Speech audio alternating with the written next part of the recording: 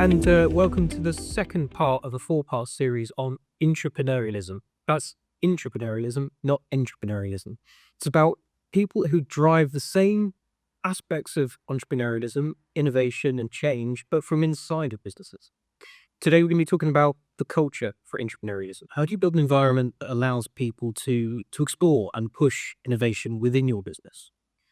My name's Josh Fowman. I am the CEO of RBDK, and for pretty much all my life, I've been running small engineering businesses that develop new products, and particularly work with businesses big and small to make change and innovation actually happen. So I spent a long time in my life banging my head against processes, banging my head against businesses that are desperate to change but just can't work out how.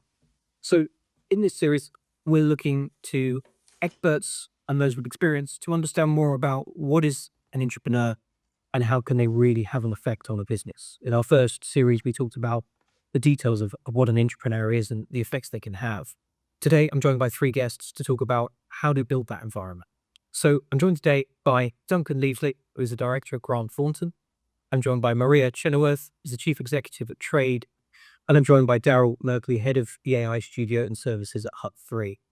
Thank you all for joining me today. Perhaps, Duncan, I can start with you. Could you take a couple of minutes to introduce yourself and your business? Yeah, hi Giles. Great to be here today. So I am a director at Grant Thornton. I have been working with dynamic growing businesses for most of my career, helping companies of all sorts of shapes and sizes and sectors to grow. I currently run a range of business growth services for government. So we act on behalf of government organisations from the Department of Business and Trade, the Welsh Government, helping companies to grow in the UK and overseas. And we work right across the piece in terms of strategy, sales, operations, finance, people-related issues. So help companies look at the range of different opportunities for them and the critical issues that are relevant for their individual business to help them to grow. Grant Thornton, where I work, we're a large global professional services network, and we have about 6,000 people in the UK, about 70,000 people in the network globally across about 140 different countries. It's quite a wide-ranging team that work with businesses day in, day out to help them to grow and build their businesses. That's a lot of people to build a culture around. Brilliant. Thanks, Duncan. Maria, maybe you can introduce your business as well. I've got two at the moment. So my primary job, I'm the CEO of the charity Traid. And there was a lot of entrepreneurship that I delivered myself within the organisation. So Traid is a charity, and we are the only charity which is all about clothing waste, how our clothes are made, getting people to wear secondhand over new. So it's quite London-centric. I've got 12 shops, a huge warehouse in Alperton, and then I fund global projects. So organic cotton farming in Ethiopia, Benin, children's centres in Bangladesh. So we're very London-centric, but we have huge global impacts. I've got 170 staff. It's a circular business model, a green business model. And then my other job that I have is I'm co-founder of a business called Charity Supermarket, which is 2 years old with Wayne Hemingway. And that's all about getting charities into the spaces and places that they wouldn't otherwise be able to operate. So the pinnacle of that was having a site in Bond Street. So yeah, highlighting how good charity retail is and taking it to offer new ventures. So that's what I do at this moment. And Maria, you're also an MBA graduate and an honorary doctor at the Open University. But tell me about that. What does that involve? So I give the Open University access to filming. I give lectures. I've contributed to modules on marketing. I was a critical reader during lockdown. That was delivering a new module all about the green economy for the MBA. So yeah, anything the Open University asked me to do, I will happily oblige because I am a super, super, super fan. Fantastic. Thank you, Maria. And finally, last but not least, Darryl, can you give us a couple of minutes on yourself and your business? Sure, absolutely. So I head up artificial intelligence strategy and development at Hut3, which is a marketing agency. Our real focus is about delivering remarkable marketing for our customers. So the reason we started investing in artificial intelligence was really to make sure that we were staying at the cutting edge of innovation, making sure that we could deliver personalized marketing for our clients in a way that they weren't being able to do before. The business has always been built around data and strategy, making sure that we're kind of pushing the boundaries of what's achievable through marketing. So that's really where I kind of came in. I've been with the organization for about a year now, but my background's been in technology. I've done 15 years in different technology organizations and have kind of watched the growth of new technologies coming to market and how those have impacted at this current point in my career. Is really kind of riding that new wave of innovation that's happening in the AI space, which has been super exciting. Loads of different things coming to market every single day. So keeping up and making sure that we understand what's coming, what's new, and where we need to be investing our time in researching and developing. You must spend your life picking through media, trying to work out what's real and what's not in this AI storm at the moment, aren't you? Very much so. I think every day there's a new model, a new application that we need to start understanding. Our customers will always be kind of, especially in the tech space, they're coming to us with ideas and questions around new technology. So we're constantly having to see what's coming to market, what's new, and how that's going to affect the way that we're doing our business. Fantastic. Thank you. So Duncan, let me start my first question with you. I mean, you're working with big government organizations, entities. I don't know how you want to frame them. And whilst they're also trying to deliver change, they probably can benefit from some input from entrepreneurs, let's say. So how important is innovation and entrepreneurialism in particular to those government organizations and the businesses they work with? Yeah, so I work on behalf of a number of government departments and devolved government, local government to help companies to grow for a range of reasons, but mostly it's around the value that growth adds to the economy. And government, all shapes and sizes, is generally really keen to see that happen across a range of different use cases, whether that's driving exports, whether it's around innovation, and whether it's around particular sectors. And we really see that impetus to help the local economy to grow. And I think it's really important for the local businesses that they support to do this as well. You know, if we're not growing, we're typically shrinking. And for companies to develop, to be able to achieve their objectives, for their people to achieve their objectives, they generally need to look at how to innovate to do that. And we support them right across the piece, looking at what that means for their business in terms of maybe introducing new products, maybe new services, maybe new processes, to facilitate that sort of change, that sort of growth, to help them to continue their place in the market and to kind of grow that further. Yeah, okay. But I mean, I've spent a lot of time in businesses that are heavily regulated. When anyone says the word government, first thing most people think is not the word innovation. They think regulation, policy, process. And how does that affect driving change and innovation? Is it as bad as people might think working in that kind of environment? Or is actually that there is an opportunity for innovation and there is a culture for change and pushback? Yeah, I think there's a real culture for change and innovation, and I think there's a lot of focus on helping companies to develop and to change. Um, the the sort of support available is really quite significant. I think a lot of businesses don't understand quite what's available from the government to help them to grow. There's support from, for example, Department of Business and Trade to help those that are exporting, to maybe change the business models, maybe innovate to how they can service new markets. And there's lots of support around direct innovation in the UK from people at Innovate UK as well. I think because some of the schemes are quite specific to particular businesses, particular sectors, particular regions, not everyone always understands what they're eligible for. But I'd really recommend anyone that's listening to this conversation today to have a careful look at what their individual businesses might be eligible for in terms of government support to help them innovate, to help them to change. Yeah, it's an interesting challenge, particularly when we talk about AI, which is this year's and a part of our last year's, but it's definitely going to be this year's buzzword for innovation and change. And I think we're seeing people rushing to deliver AI as wide and far as they can. And I'm sure you're probably seeing that at a government level as well, to try and identify what is AI for and what does that mean. Um, with that sort of constant cycle of change that people are trying to deliver. At one point, it was 3D printing. At the moment, it's AI. I'm sure it'll be something else by next year.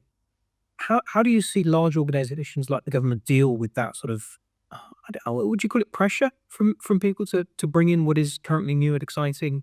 And how do they handle that kind of change and the requirements to implement it as quickly as possible? I think the simple answer is if you're government, if you're a large corporate, or if you're an SME, the impact of new technology like AI is going to be very specific to what you're trying to do and what you're trying to achieve. And looking at it very carefully on a case by case basis is key. Every government department that's looking at technology to develop processes, ways of working, is going to find different use cases for it, depending on exactly what they're doing, and what technologies are available for them, and obviously their appetite for risk, appetite for change as well. So it's really important, whether it's a government department or whether it's a business, to look at what's right for that individual organisation. We see this on the business support programs that we run. We very much focus them on identifying the critical areas for each company that we're supporting on behalf of the government as to where they're going to get the most value. So when we work on AI, for example, in some of our programs, we're not suggesting that every company can do the same thing. We're looking at the layers of different forms of technology in this space and different processes, services, products that individual business might have and how AI might touch it to improve it. And I think that's the critical part of this intrapreneurial, this person within a business who's trying to instill and instigate change, is trying to find the right application. It's impossible to go into a business and say, right, here's technology, use it. It has to be solution and purpose driven. Darryl, I'm sure you probably banged your head against that several times in your area of work, looking at, as we say, AI being a thing that everybody wants, but nobody quite knows what to do with in other cases. And do you talk to me a bit about that? What's your experience of businesses that might be desperate to implement technology but haven't yet found a focus for it? I think probably the most important thing for us was developing a framework for how we assess new tools, new applications. So there were kind of 5 pillars that very quickly came to the forefront that we considered to be the most important to make a decision when it came to selecting to even invest in a new opportunity or to spend time on developing something. I think the speed that we're currently moving at and the rate of new technology that's coming to market, it's probably impossible to be continuously on the cutting edge, and think to anyone that actually is trying to do that will probably burn out quite quickly.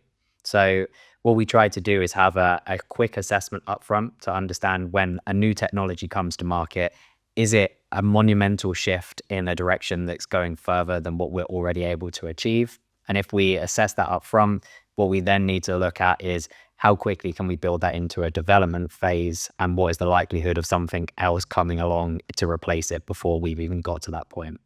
I think a lot of the time that's looking at kind of the market leaders in those applications. If something new comes to market, do we believe that a market leader will come up with a replacement for that within the next couple of weeks? In which case, let's not focus on kind of that new groundbreaking technology. Let's see if we can get something more stable, and probably more focused around governance. And I think that's probably building a lot of technology in-house. It's not just about implementing technology that exists, it's actually building it from the ground up. Yeah.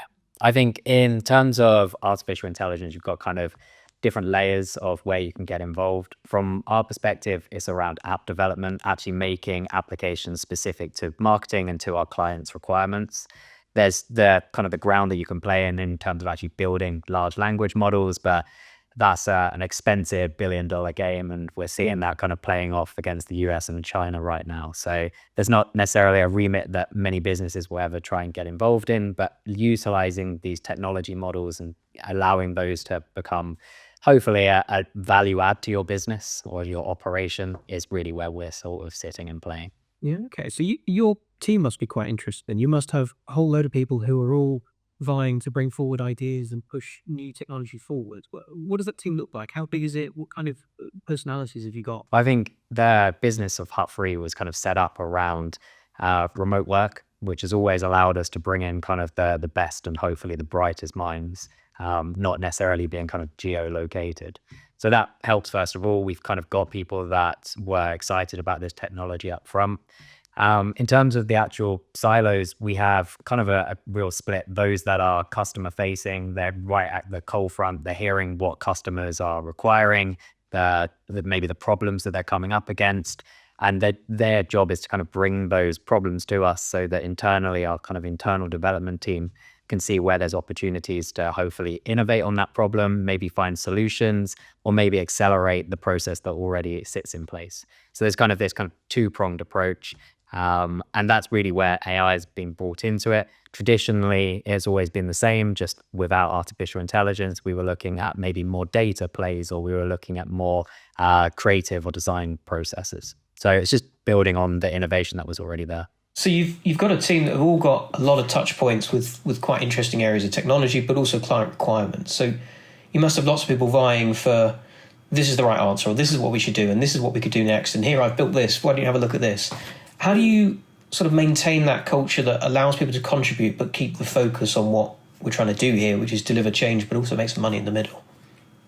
That's a really good question. I think probably goes back to that framework again. We need to, when we put that framework in place, an underpinning part of that was building out a roadmap.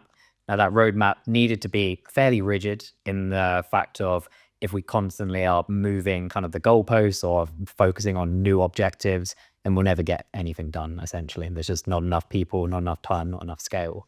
So building that roadmap was incredibly important. So we knew where we wanted to go, but making sure there was just enough flexibility and agility within that roadmap. So if something new and groundbreaking comes across, or a customer requirement that can scale outside of one individual client comes across, then we can maybe look to kind of shift focus.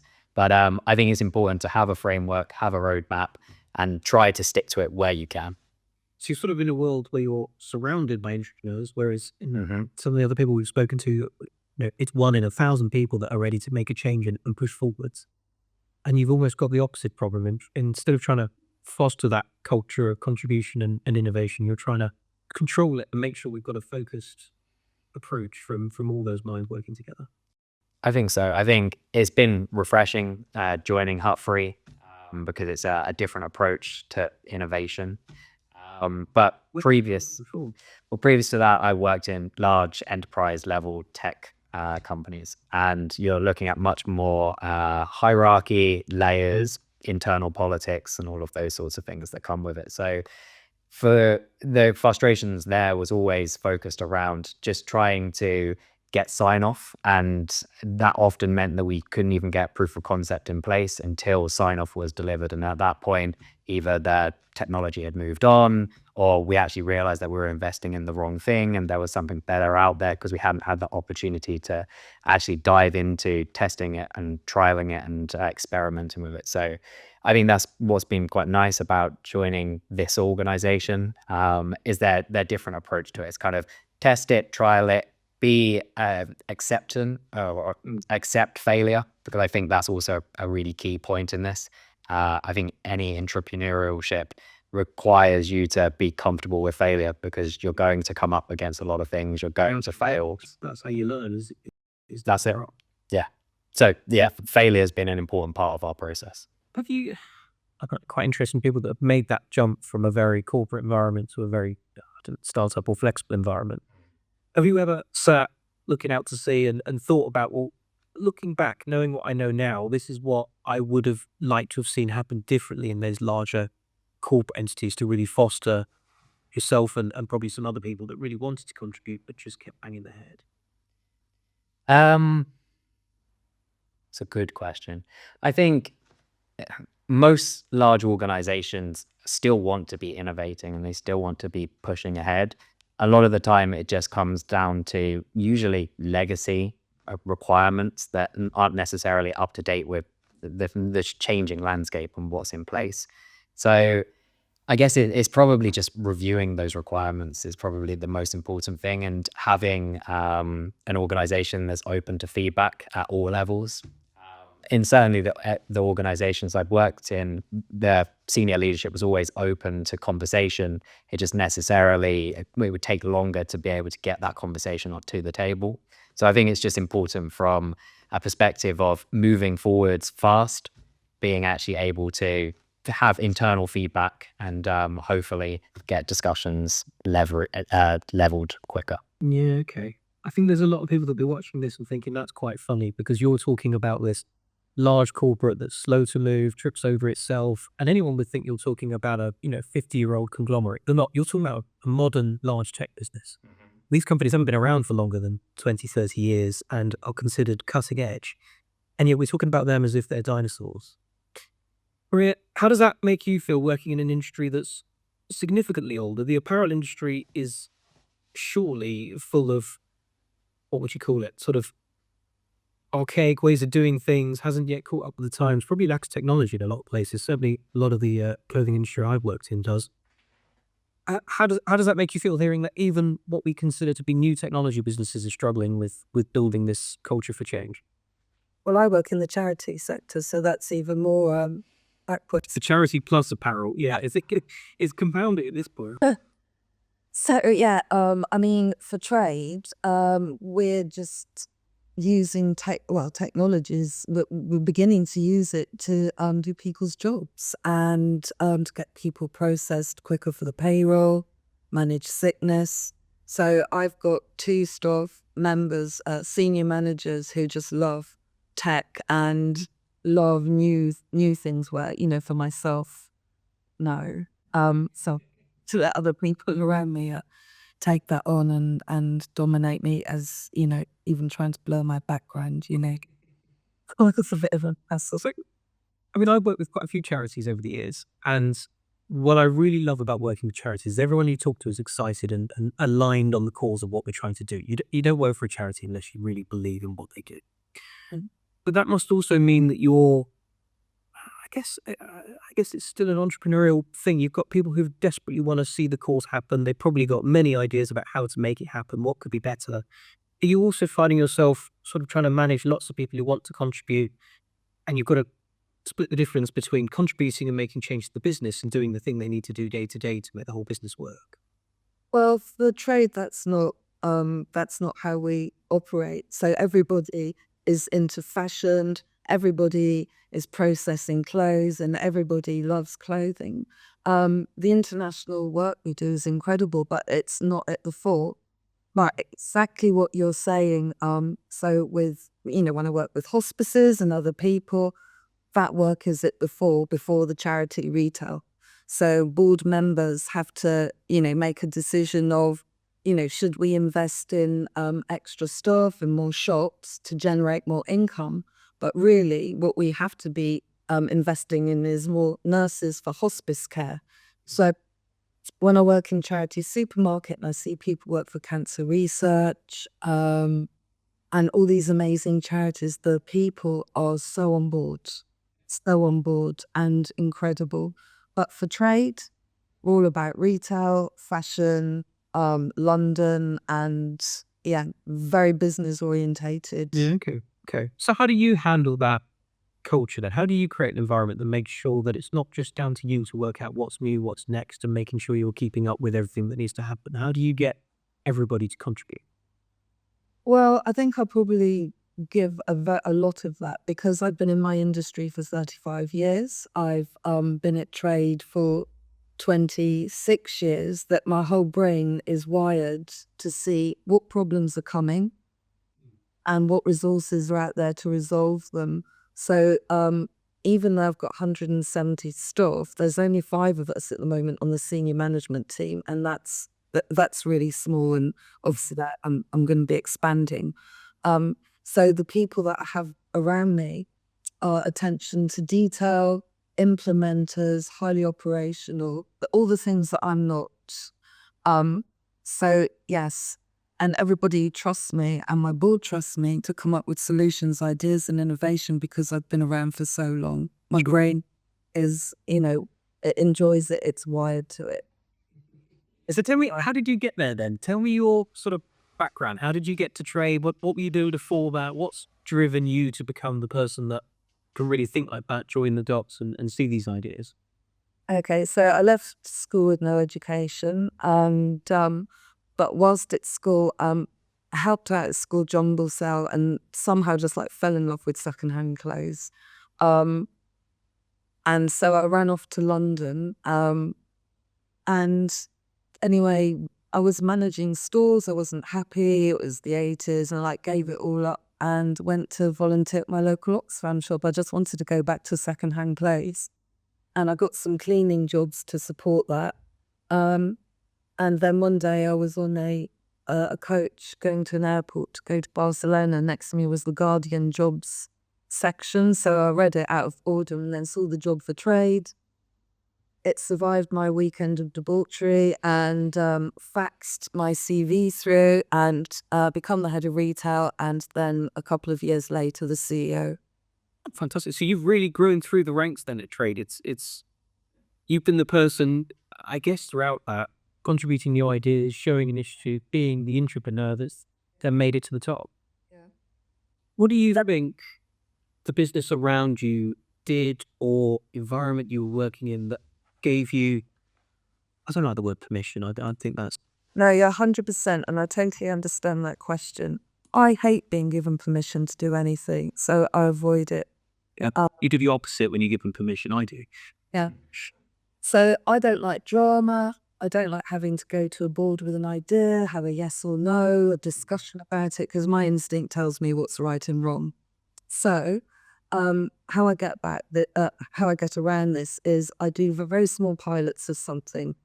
So I started a home collection scheme. So imagine going to a board of trustees and saying, I want 200,000 for, all these vans and marketing and livery. So no, I just got one of the vans we were using anyway to sneakily go out. We put some flyers through people's letterboxes in Muswell Hill and saw what we could collect. And I built this home collection service from that. Then from my pilot, I can then take it to the board and say, look at this, look at the potential. And yeah, then they try to... I like that. Do you know the story about how Pepsi ended up making crisps? No. So when they were having this big battle with Coca-Cola about who's bigger, Pepsi, at a time that was probably more appropriate to say, they sat down as a board and said, okay, well, what do people do when they drink Coke, when they drink Pepsi? Well, they eat chocolate, they eat crisps, they eat whatever else. They said, great, why do we own the whole family? Most companies would do that and they'd say, okay, right, we're going to invest $100 million in a crisp factory, in a chocolate factory, in a crisp truck, and a crisp warehouse, and whatever else. They bought 10,000 bags of white labeled crisps. They got an intern to design a brand and they launched it overnight on their existing trucks into their existing supermarkets and said, look, we sell a lot of product through you guys. Just give me a shelf for a week. We don't worry about contracting. Just give me a shelf for a week and see what happens. And they sold out all of those crisps instantly and went, yeah, this is one. We can invest in this. We can grow this. But they didn't try and reinvent the wheel. They sort of looked at it and went, okay, what do we already have? Like you, I've already got a van. I've already got a route. I've already got places I know that are worthwhile delivering leaflets to. They already had a truck. They already had a supply chain. They bought a few bags of crisps. They made a quick set of branding and launched it to see what would happen. I think to me, that's the essence of innovation. It's not, writing lots of post-it notes and writing lots of blog posts. It's getting up, getting on with it, seeing what happens. I really like that as an approach. Duncan, I guess in your business and your role, you're working with clients and other agencies, and you must have a team of people who are looking at what a client does and going, we could do it better this way. They should be doing it like this. They should be doing it like that. Is that what you find within your team? You got lots of people who have a million ways they can see from the outside how to do things differently, and you sort of have to, funnel those ideas into something executional. Is that a fair reflection? Yeah, I think that's a bit of it, Josh. But I'd also add, and I think this links really importantly into the theme of the conversation about entrepreneurs, is that a lot of the good ideas are already there in the business list a lot of the time. And one of the important things about unlocking innovation in business is getting decisions to be made where the good information is, and to get to the point where he was just making around being able to test things out, being able to see how it works in practice, and then making some decisions based on that. And so whilst I think it's fair to say that our team would go in and come up with new ideas, also it is around understanding what the business knows and what the business can do. I think one of the big differences, to go back to your point you just made around the difference between an intrapreneur and an entrepreneur, is around taking advantage of the competitive advantage of the business that's already there.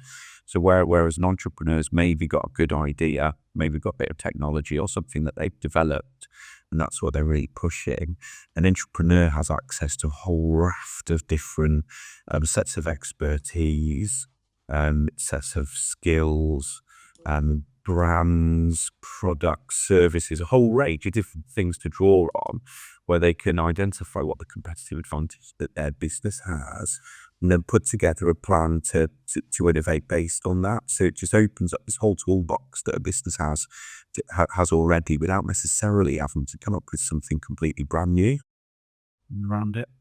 So how would you, if your client came to you and said, right, I need somebody to come and utilize all of this resource I have, and within my day-to-day processes, that doesn't happen. We're not an innovation engine. We're a process-driven organization meant to deliver something safely and predictably. How do I inspire a few select people across the business to come and wreak havoc? What would you say? What's critical to creating that environment? I mean, there's a number of ways to skin that cat, Josh. I think one of them is just getting the opportunity for people to speak and for people to listen as well. And a lot of organisations maybe don't do that as much as they could and should. So one of the things that we do when we're asked to fulfil that sort of role that you just explained is to go in and just give people that sort of chance to, the cliche of working on the business rather than in the business, but getting a chance to step back from the day-to-day, talk about what the art of the possible looks like, and test that as well. And I think the points been made at times. I think Darryl spoke about the framework that his business uses. Maria spoke about piloting different ideas. Is the opportunity to take the insights that people within the business have, test it out and understand when something can fail or when something can succeed, and when you pursue a good idea, and when actually something's a good idea but it's not the right time for it, and you don't pursue it. I mean, that framework and that process that you can build around it is really important part of making it work for a business. Making change predictable. I think it's quite interesting when you talk to a lot of business gurus and you read a lot of business books about innovation and change. They refer to various businesses that implemented things like 15% time, where you'd say, right, 15% of all your time at work is free to you to explore, invent whatever you want and see what happens. And famously, things like the Post-it note came out of programs like that. But I think it's hard because unless you've got a perfectly structured team who are well motivated and everything else, that 15% time very quickly ends up down the pub. But it's quite easily fixed, but I don't think often understood that actually that's more of a PR exercise, isn't it? If somebody works in any level of the business, and I tell you what, the people that earn the least and sit lowest down a hypothetical chain tend to be the people who know most about what needs to change within a business to make it more efficient. The way to get them to contribute is not to say, here's a suggestions box, please tell me how to make my next $100 million. Where's the motivation? And even a small bonus isn't really going to change things. The most important part of getting people to contribute, in my experiences and the various businesses that I work with, is opportunity. It's not, oh, you're going to get an extra £100,000, whatever it might be. It's, if you contribute something and we work on this, you have the opportunity to come and spend some of your working day being part of that program or have some say in how it works and how it happens. And so that's where you start to get, it doesn't matter if it's the person who leads R&D or it's the person that works in the warehouse and brought the idea forwards. They get to be part of the journey and feel ownership of that idea and feel the credit as well. And I think it's quick to forget who contributes these ideas, and actually some of that is the most important part of creating that culture for contribution. You don't think? Yeah, I can completely agree with that. I think the other thing to add to it as well, to go with that sort of mindset and culture and recognition, is creating sort of the urgency around it as well. I think a lot of really good ideas in businesses don't go anywhere because they just don't feel urgent to act upon. There's not maybe a burning platform, so no one ever really takes things forward in the way that they could do. So alongside that sort of structure to give people the incentive to bring forward the good ideas is to make sure that they've also got that sort of that thrust to move it forward within the business as well. You know, if you're an entrepreneur, you might have bet your house on your idea.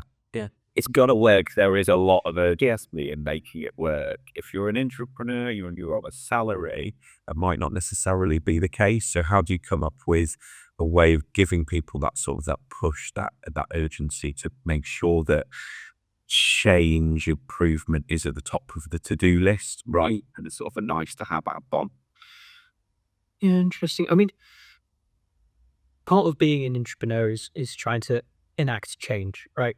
And quite often, I think those who could be entrepreneurs are in environments that may not be as permissible to creating change and stepping out and trying something new. Have you got any advice for people that might want to be an entrepreneur, don't feel they're in the environment to do so without jumping ship, changing job, and all the rest of it? Are there things that people can do to try and instill some of that culture around them, maybe within their own team or even managing upwards one layer or two? I think you have got to get support of people around you for it to work. I think one of the biggest blockers to innovation is lack of support from a management team. And good ideas will fail if you don't have the resource, the time, the funds, to make it work. But I think sometimes people need a bit of proof as well. Like again, Maria made the point about piloting stuff, getting the proof point yourself sometimes, to make sure that you've got the argument that something deserves the attention, something deserves the investment. Yeah. And really creating the business case for others to buy in to what you want to achieve. Interesting. So, Darryl, if I come back to you and talk about investment, obviously you're making a lot of, well, quite innovative products, but quite often client-driven, it sounds. Sure. Thinking about what Duncan's saying about create an environment that shows opportunity and kind of gives, again, I hate the word permission, but gives space for change. Are you also investing in technologies that might not have a direct client opportunity now, but you can see a future? It's a very good question. Yes, all the time. I think we're always looking for not necessarily what a customer is asking for, but what we think they need. I think it's important to not necessarily just focus on the here and now, but also focus on current kind of future requirements and where things are going to be heading. I think probably around the conversation around kind of moving towards cultural change is something that we've definitely been looking at, so something that we've been deploying within our organization, but from previous organizations that I've worked in, kind of getting on board with those big cultural shifts have been one of the most important, probably one of the most successful programs I've been involved in. In one of my previous organizations, we implemented Kaizens, which is the Japanese principle, exactly as we've been talking, those small incremental changes.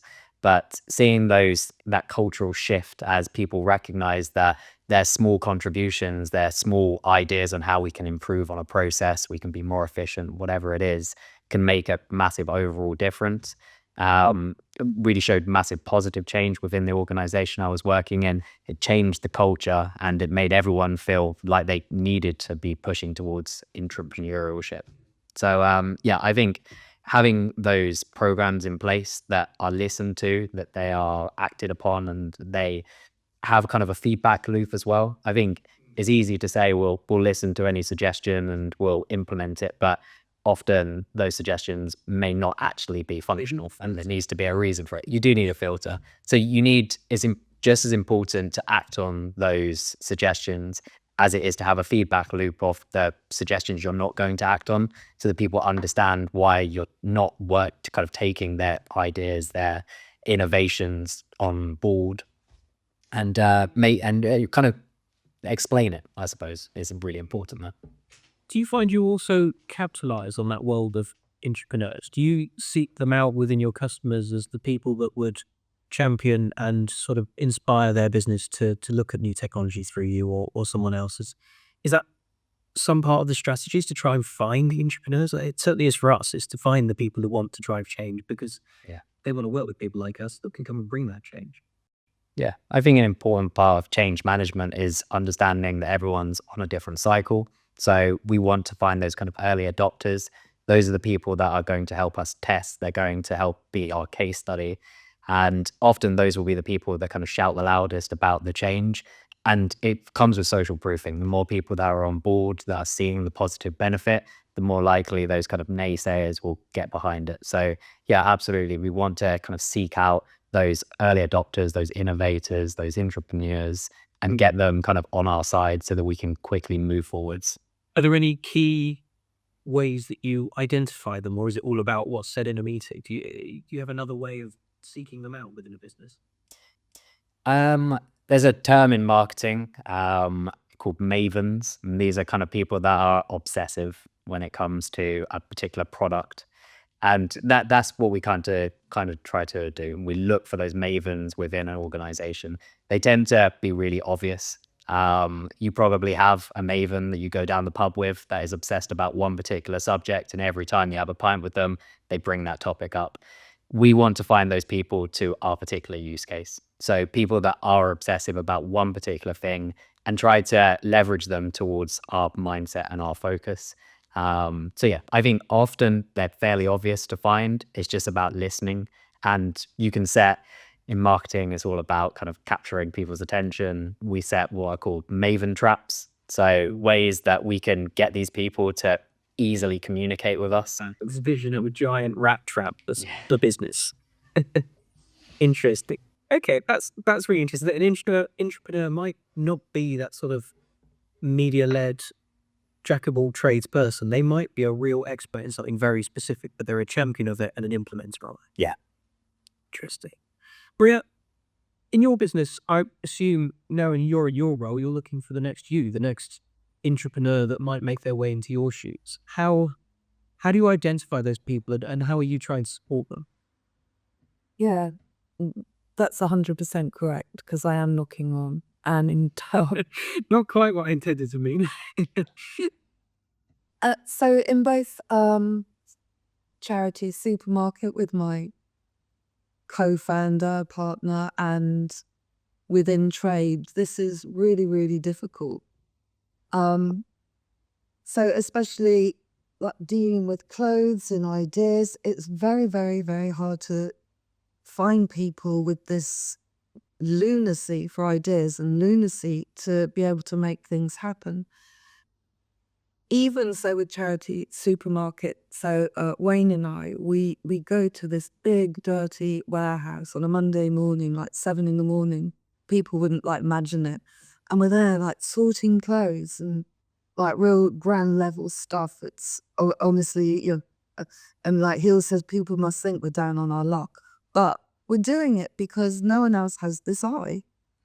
Not, I don't want to say that egotistically. And I'm quite out of date when it comes to fashion, but somehow I have this eye that we can't seem to train other people, but we have to, because something can't be dependent on us. So when we curate our product line ourselves, it flies out the door. It looks amazing. But again, it's because we've been around for so long. Our beginnings was in jumble sales. His was in jumble sales. I was at Oxfam millions of years ago. I've been in my industry for 35 years. So trade will need a replacement of me one day. But yeah, I don't know what. Finding them before you can foster them, yeah. Because the wrong person will kill the organisation. There's no doubt. I did take over from somebody who was nearly killing the organisation. I had to turn it all around. We're about to close the doors. So maybe that's a whole different discussion, people that kill organizations.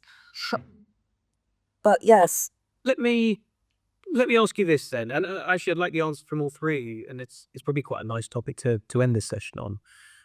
If you were to find that person and you were to identify an entrepreneur within your business, or several even, what are the things that you might do to try and create an environment to support them and ensure that, whilst not giving them such an easy path that they're no longer entrepreneurial, make sure that they're getting an opportunity to contribute to your business and drive things forwards? most of my staff have been promoted up the ranks, so my finance manager started as a volunteer, right?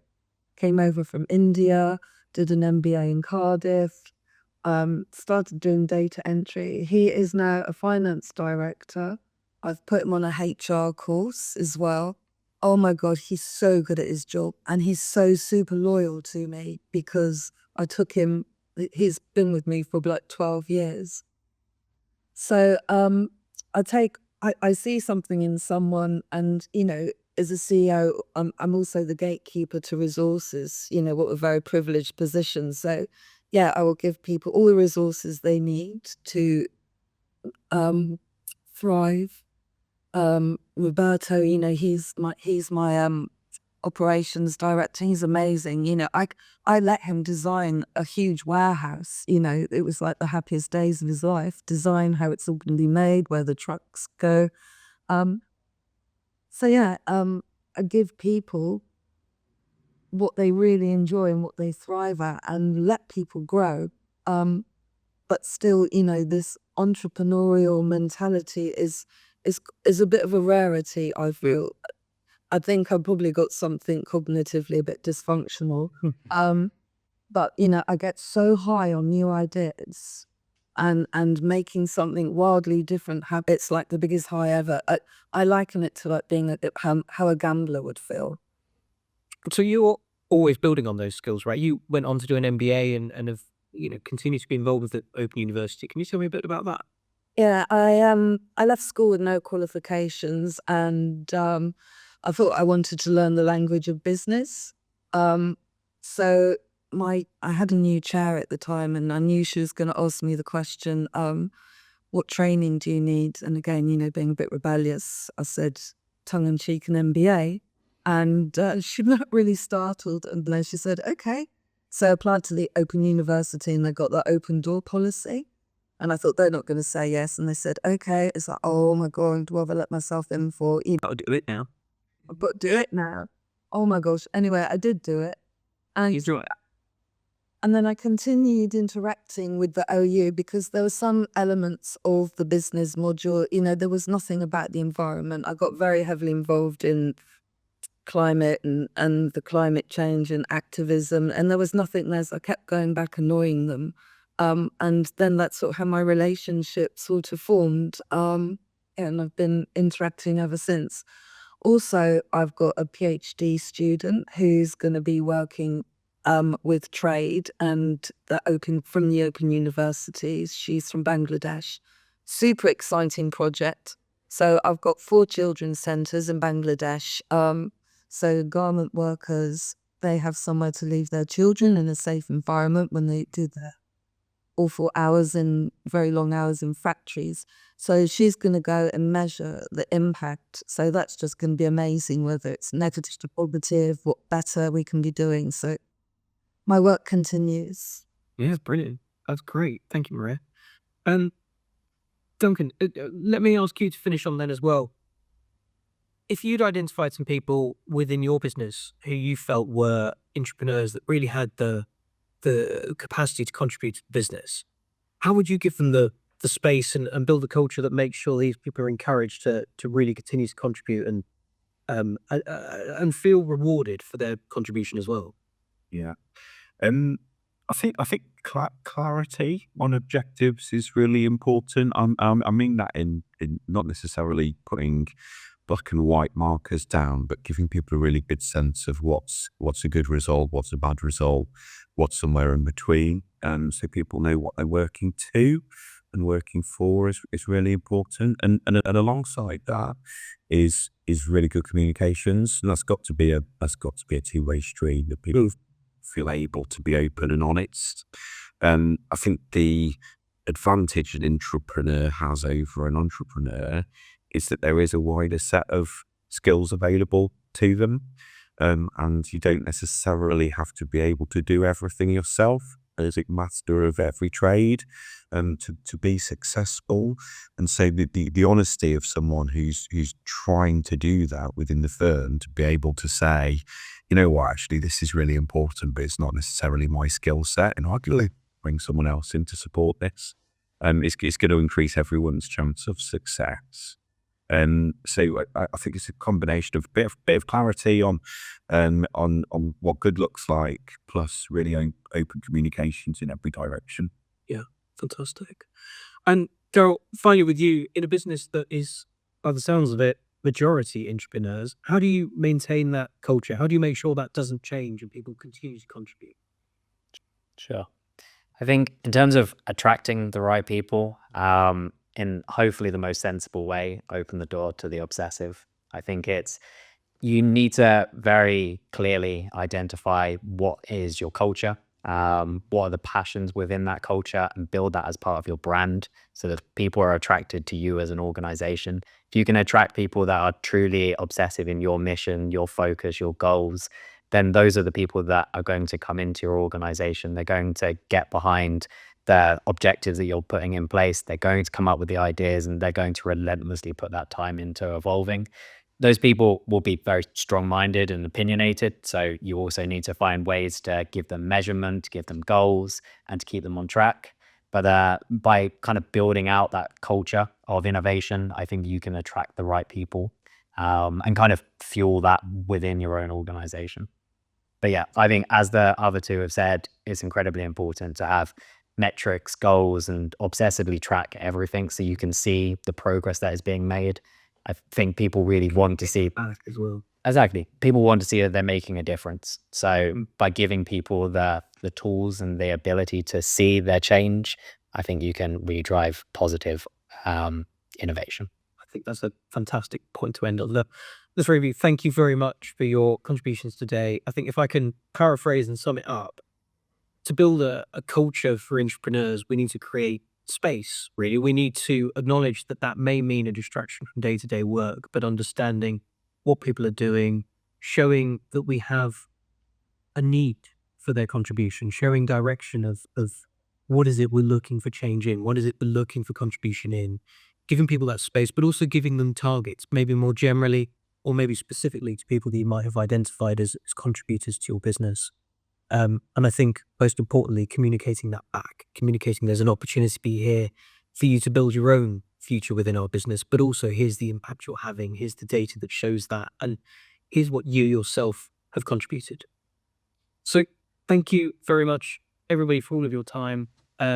We are at the end there of our second session of a 4-part website series on entrepreneurialism.